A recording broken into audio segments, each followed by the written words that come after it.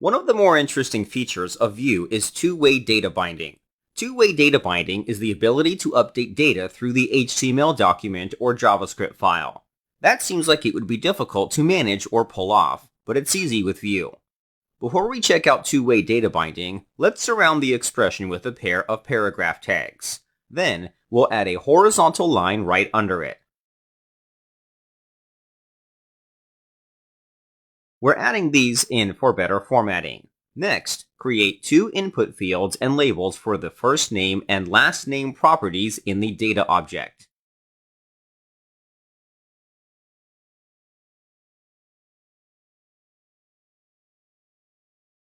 Let's refresh the page to see the final result. You will have something similar to what I have. The input fields are ready. Nothing will happen if we type inside them. That's to be expected. Now the question is, how do we tie these input fields to the data? The answer to that question is with directives. Vue provides directives for linking the data inside the input fields to the data inside your Vue instance. Back inside the document, we're going to start with the first name input field. We're going to add the directive called vModel. The value for this directive will be the expression first name.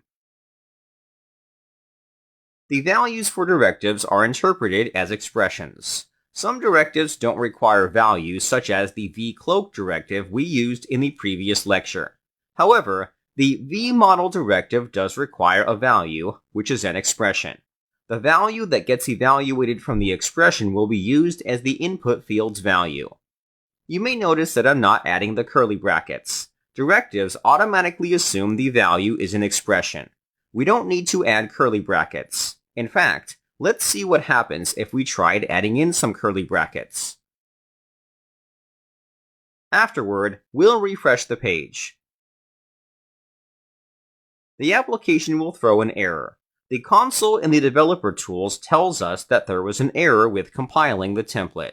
It says that we have an invalid expression. The value for the vModel directive is already prepared to take in an expression. The fact that we're passing in another expression means we're trying to run an expression from within an expression. No wonder Vue doesn't like this. I'm going to remove the curly brackets. Then, I'll refresh the page. The application is functional again. The input field is pre-filled with the data from the first name property.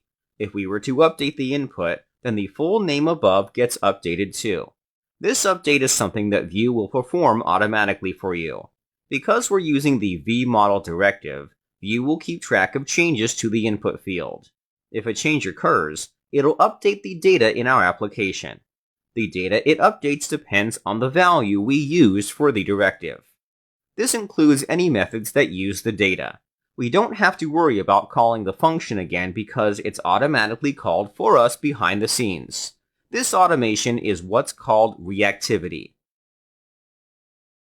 Reactivity is the process of updating the document whenever the data changes. Once a change happens, Vue will look at the template. It'll identify any expressions that need to get evaluated again. The template then gets updated with the new values. Vue does a good job of keeping track of everything for you. If we were to use vanilla JavaScript, the code would look something like this. First, we would select the input field. Notice how I'm grabbing the input field by its ID. Without an ID, I could mistakenly grab the wrong input field. After grabbing the input, an event listener is attached with the keyUp event. If the event is triggered, the paragraph's inner text is updated with the input field's value.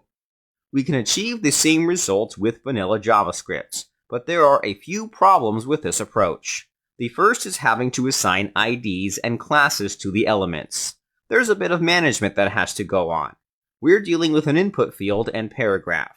What would this look like if we had hundreds of elements? It would get complicated quickly. Vue solves this issue elegantly with reactivity. It's keeping track of the data.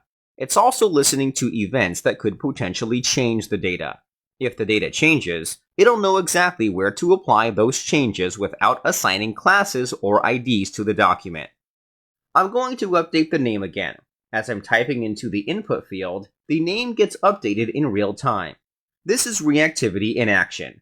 In traditional websites, you would have to refresh the page whenever the data was updated. However, with Vue, the updates occur immediately. Vue takes this a step further by allowing us to use two-way data binding. Two-way data binding is the idea where if the data in the document is updated, then the data in the JavaScript code is updated as well. Vice versa, if the data in JavaScript were updated, then the data in the document will also get updated.